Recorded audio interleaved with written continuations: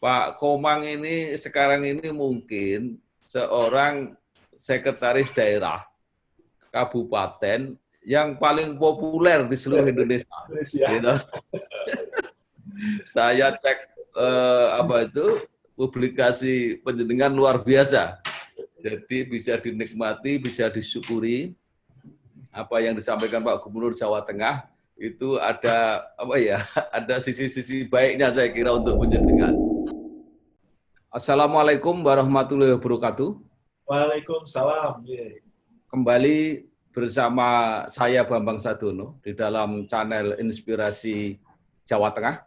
Ya, channel ini memang didedikasikan untuk menggali inspirasi-inspirasi yang positif untuk warga Jawa Tengah khususnya, dan untuk memberi motivasi pada masyarakat yang selalu berusaha dan berjuang menghadapi situasi sesulit apapun, dan juga ingin mencoba membantu mencari solusi masalah-masalah yang dihadapi oleh Jawa Tengah.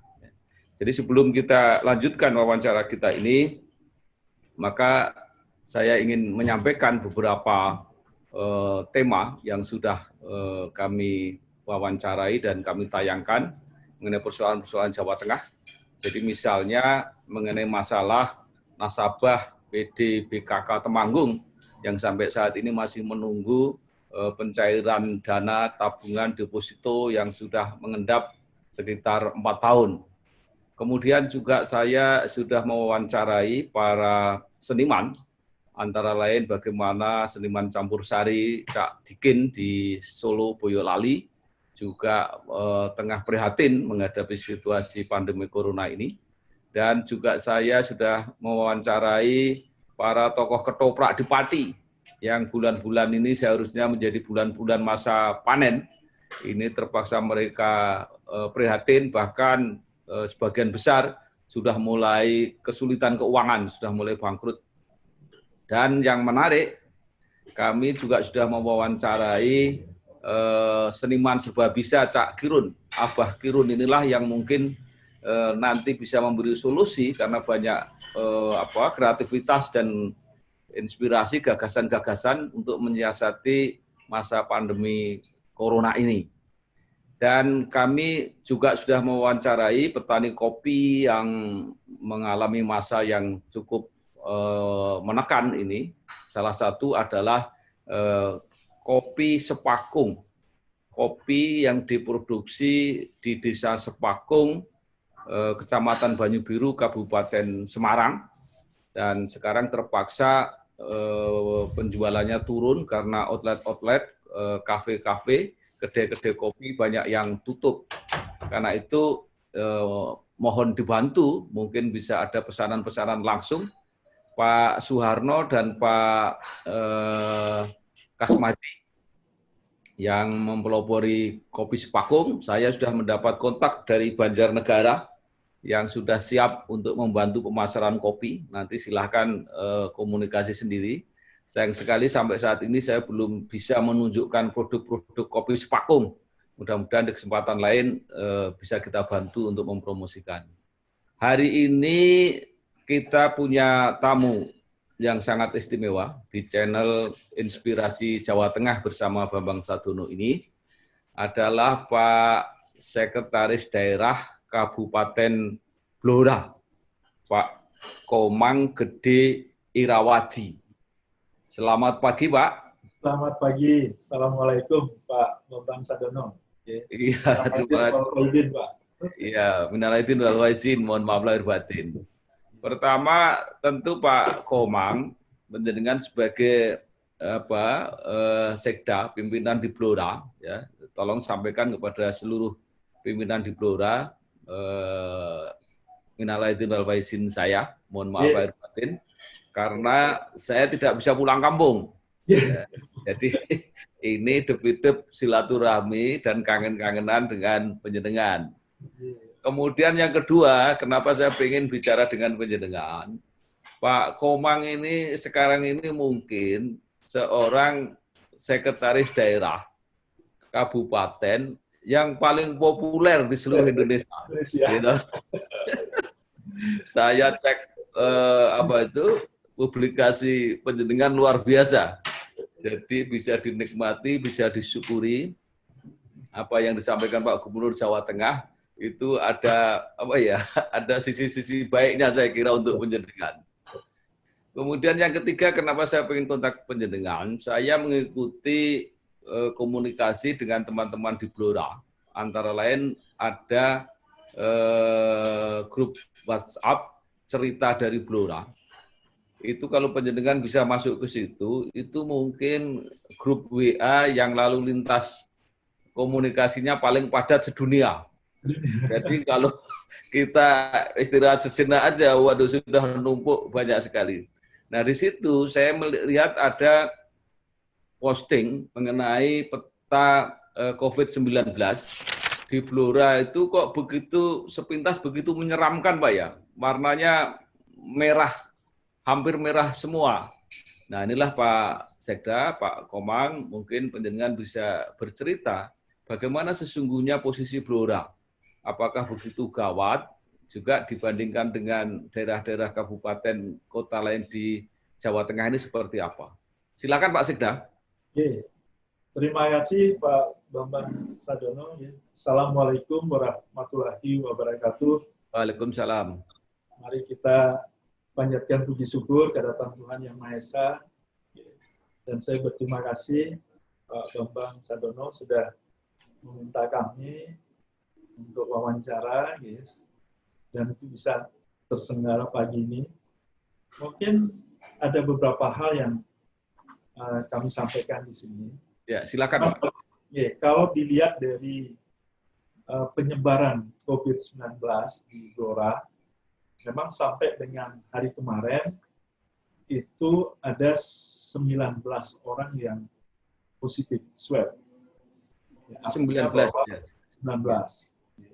19 orang, kemudian dari total 24 orang, sembuh 2 orang, kemudian meninggal 3 orang. Jadi kalau lihat dari 19 orang ini, itu memang klasternya yang paling dominan ada 15 orang, itu klaster Temboro, Pak. Temboro. Jadi kalau dari Magetan. Ini yang klaster yang tertinggi, yang sudah kita isolasi di klinik Bakti Padma. Ya. Jadi kalau dilihat klaster yang lain, itu sisanya itu adalah 4 orang, itu hanya ada di Cepu, kemudian di Perumda Blora. Ya. Kemudian ini yang, nah sehingga fokus kita memang di klaster Temboro ini sudah kita isolir, di isolasi di Bakti Padma. Dan sebagian besar ini adalah anak-anak kita, anak-anak masih muda di umur di bawah 35 tahun, yang secara fisik masih sehat secara fisik, dan mudah-mudahan dalam waktu dekat kalau kita cek kembali, tes kembali, dan ini mudah-mudahan bisa negatif. Ini yang sehingga jadi seolah-olah banyak, tapi penyebarannya itu juga sebenarnya hanya dari satu klaster yang baik. Iya. Ini Pak Bambang. Kemudian yang berikutnya, kalau kita lihat data dari kabupaten lain di Provinsi Jawa Tengah, memang bervariasi, Bapak. Ada yang 0, ada yang 1, tapi ada juga tapi kalau dihitung-hitung mungkin kisaran yang masih separuh lah, kondisinya sama seperti Blora. 18-19 kabupaten kota yang sama seperti itu. Nah, yang perlu jadi perhatian ini adalah Pemda dalam hal ini gugus tugas di Kabupaten Blora, saya sendiri selaku sekretaris di gugus tugas, itu sering juga membuat press release setiap hari, Bapak. Jadi setiap jam 1, Senin sampai dengan Kamis, jam 1, Jumat jam 10, kemudian Sabtu dan Minggu itu tetap jam 1 siang. Artinya kita ingin mencoba memberikan informasi ke masyarakat, kemudian yang kedua, edukasi juga kepada masyarakat. Nah ini yang mungkin pemerintah daerah tidak bisa, Pak, bergerak sendiri. Jadi seluruh komponen masyarakat, teman-teman LSM dan semuanya itu tolong untuk ikut bergerak juga, bagaimana mengedukasi masyarakat. Sebagai contoh misalnya, ya, masih banyak yang belum menggunakan masker. Pada saat rapid test, kita adakan rapid test massal di beberapa tempat, di pasar, kemudian di alun-alun, di mall, pasar cepu, dan sebagainya. Kita masih banyak melihat warga kita yang tidak menggunakan masker. Di pasar diberikan masker, setelah diberikan dipakai sebentar, terus tidak digunakan. Nah inilah Pak, yang menjadi edukasi kita semua pada masyarakat kita. Dan ya Pak Komang, Pak Sigda, itu kan saya juga melihat komunikasi yang menyebut bahwa terjadi di Mall Luwes atau apa yang kerumunannya ramai sekali, itu gimana ceritanya itu? Ya, pada saat kita rapid ya, itu ada 5 orang yang memang reaktif, jadi masih reaktif ya. Dan ini kita sudah beritahu juga bagaimana mall itu buka untuk menerapkan protokol kesehatan, Pak. Jadi kita di Blora ini kebijakan dari saat rapat dengan gugus tugas itu belum menutup pasar, belum menutup mall, dan belum menutup aktivitas ekonomi yang lain. Tapi kita memberikan saran agar mereka menerapkan protokol kesehatan. Yang ini yang mungkin masih perlu difokuskan lagi protokol kesehatan di beberapa tempat itu. Kalau tren gimana Pak Sigda? Tren sampai saat ini dalam posisi masih naik, datar, atau sudah mulai turun? Ya, saya lihat bahwa trennya masih posisinya naiknya tidak terlalu banyak. Ya, terlalu banyak. Tapi harapan kita 1 minggu, 2 minggu ke depan justru terjadi penurunan yang swab Pak ya, yang positif. Namun demikian, kita akan tetap lakukan rapid test massal di beberapa tempat lagi, seperti di Ngawen, Bapak, di Pasar Ngawen, Pasar Randu Blatung, kemudian nanti pasar-pasar di kecamatan yang lain juga. Karena kita ingin melihat bahwa sebenarnya apa nanti penyebaran virus ini di kecamatan yang lain juga, tidak hanya di Blora, kota, dan di Cepu. Ya. Demikian. Kalau dampak mudik, Pak, terutama kegiatan-kegiatan sekitar Lebaran ini kan dampaknya nanti akan sebentar lagi akan kelihatan. Kalau dugaan Pak Sigda gimana? Akan menambah jumlah positif atau tidak itu? Saya kira mudah-mudahan tidak. Walaupun jumlah pemudik sampai dengan kemarin itu ada 35.000 lebih. 35.000. 35.000 yang tercatat di desa-desa. Jadi setiap hari kami melalui Pak Camat, melalui Camat kemudian melaporkan ke posko, mencatat berapa jumlah pemudik. Tapi saya kira di desa-desa sudah menerapkan isolasi mandiri dan jogo tonggo, dua program dari Pak Gubernur yang kita terapkan di desa-desa. Ini juga itu bentuk untuk mengontrol masyarakat kita. 35.000 itu sudah Pak ya, sudah diimbau, sudah dibatasi. Yang tidak pulang kira-kira berapa Pak itu? Ya, nah ini yang warga kita di perantauan menurut catatan dari Dinas Sosial itu sekitar 700 sekian Pak, tidak nyampe 800 yang sudah terdata di Dinas Sosial. Yang itu yang tidak pulang Pak ya? Yang tidak pulang. Tidak pulang. Terus kemudian ini kan kota-kota seperti Jakarta dan Surabaya itu kan agak ketat itu. Itu 35.000 pemudik atau perantau Blora yang pulang, itu terus programnya seperti apa Pak setelah ini? Kan mereka dibatasi juga kalau mau kembali ke tempatnya itu. Nah, ini yang sebenarnya hari ini kita rencanakan merapatkan lagi dengan gugus tugas terkait dengan langkah-langkah Pemda. Pertama adalah kaitannya dengan bagaimana mengantisipasi agar kenaikan COVID ini tidak terjadi terus, Pak. Karena klaster yang kita lihat ini kan satu yang agak besar tadi. Yang harapan kita nanti dengan tidak ada klaster baru lagi. Kemudian yang kedua dengan pemudik. Nah, kalau pemudik itu pulang kampung, kemudian ini apakah nanti akan balik lagi? ke kota-kota besar itu kita belum mendapatkan data, Bapak. Sampai sekarang ya masih di desa-desa ya yang tercatat adalah sebanyak 35.000. Ya, saya pikir kalau atau 35, Pak? 35.000 orang. Ya.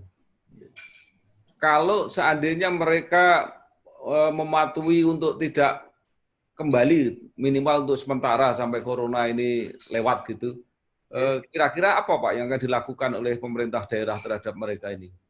Ya, ini kan pemudik ini salah satunya juga adalah kebanyakan di warga pedesaan. Nah, ini juga sudah didata di masing-masing desa. Ada program bantuan BLT, bantuan langsung tunai desa. Yeah.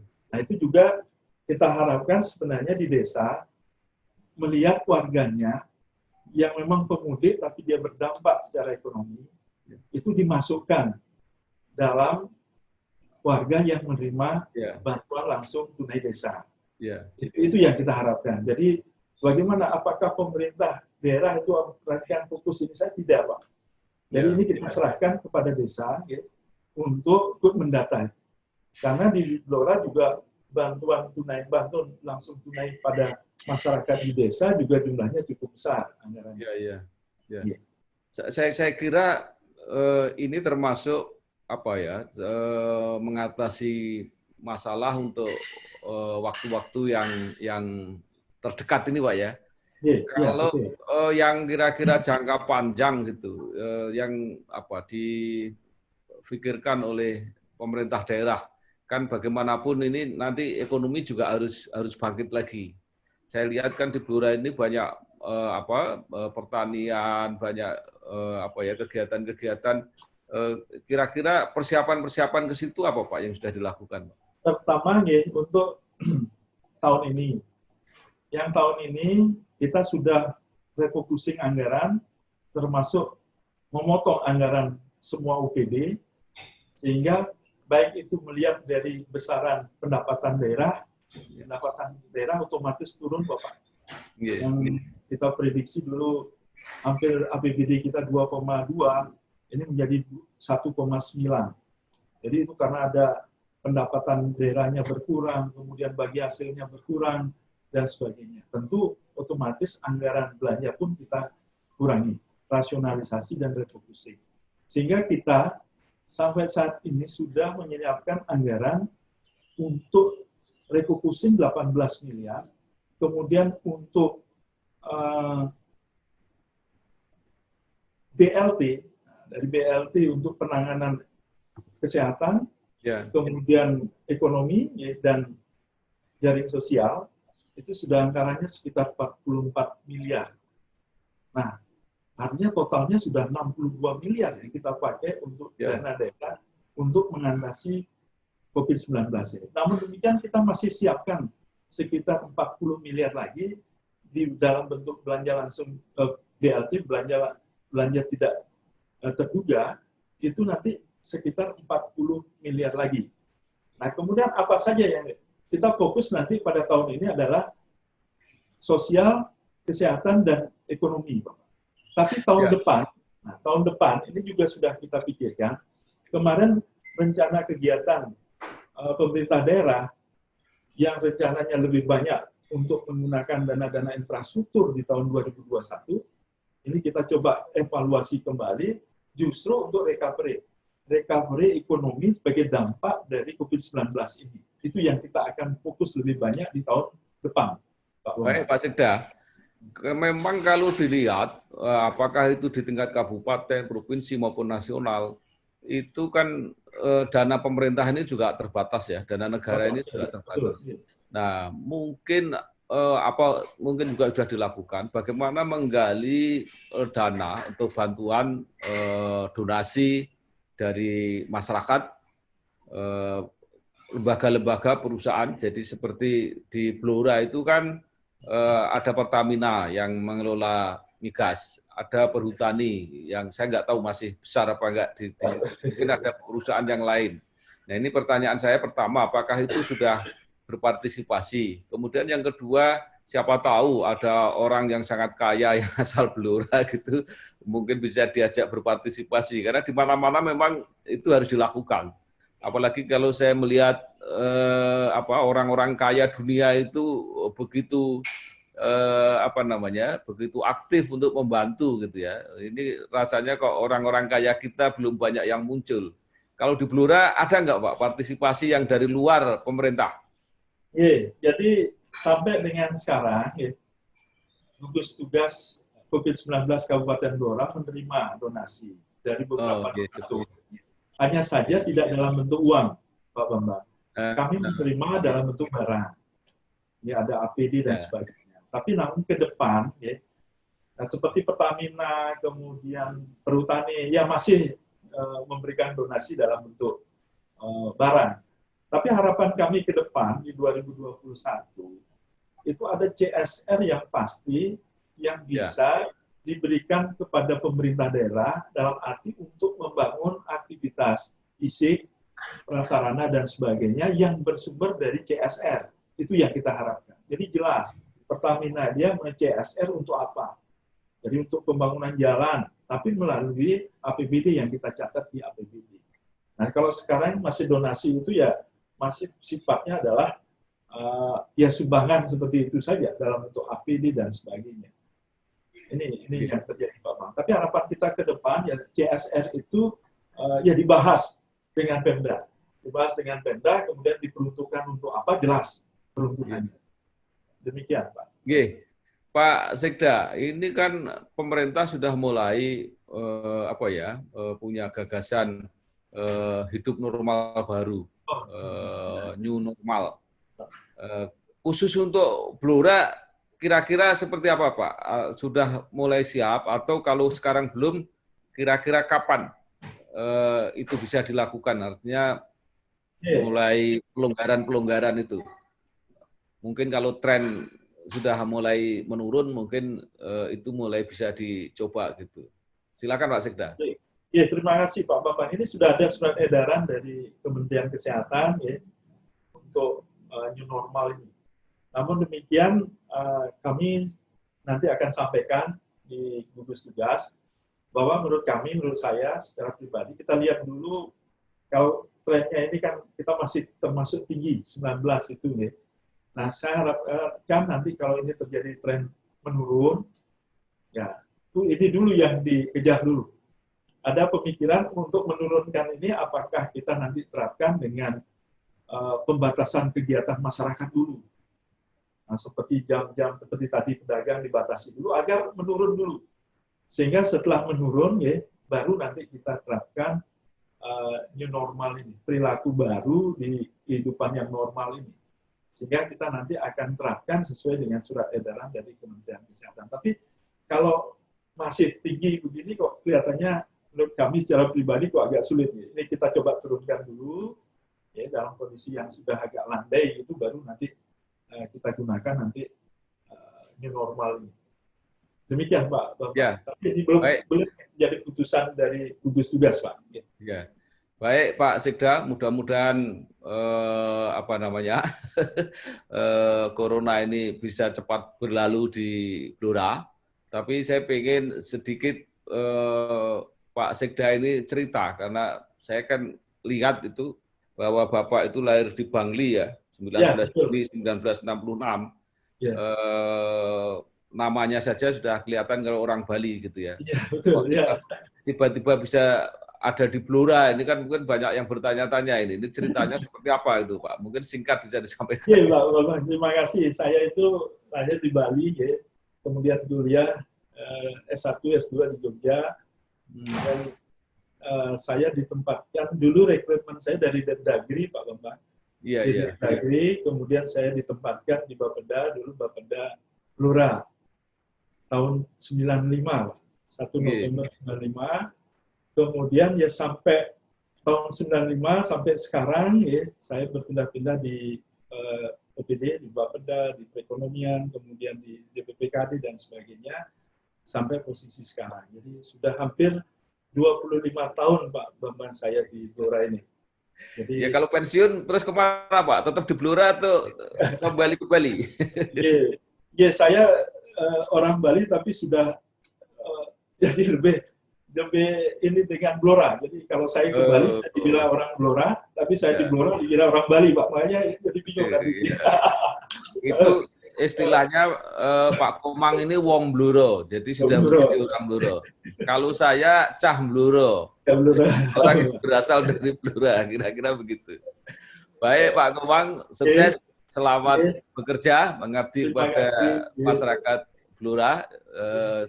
Mudah-mudahan tugas berhasil di dalam situasi yang sulit, dan para pemirsa YouTube ini tetaplah di channel Inspirasi Jawa Tengah bersama Bambang Sadono. Kalau ada yang pengen titip informasi yang perlu dikomunikasikan, seperti teman-teman pengusaha kopi dari Desa Sepakung, silahkan. Channel ini bisa digunakan untuk saling komunikasi, saling membantu, syukur bisa menyelesaikan masalah, paling tidak bisa memberi inspirasi untuk mencari model-model apa yang terbaik untuk menyelesaikan masalah Jawa Tengah ini, termasuk untuk menyongsong setelah pasca Corona untuk membangkitkan kembali ekonomi di provinsi ini. Saya kira begitu Pak Komang, selamat bekerja, selamat berjuang, mudah-mudahan berhasil. Ya, salam untuk teman-teman Blora. Sekali lagi minal aidin wal faizin, mohon maaf lahir batin. Terima kasih. Assalamualaikum warahmatullahi wabarakatuh. Waalaikumsalam.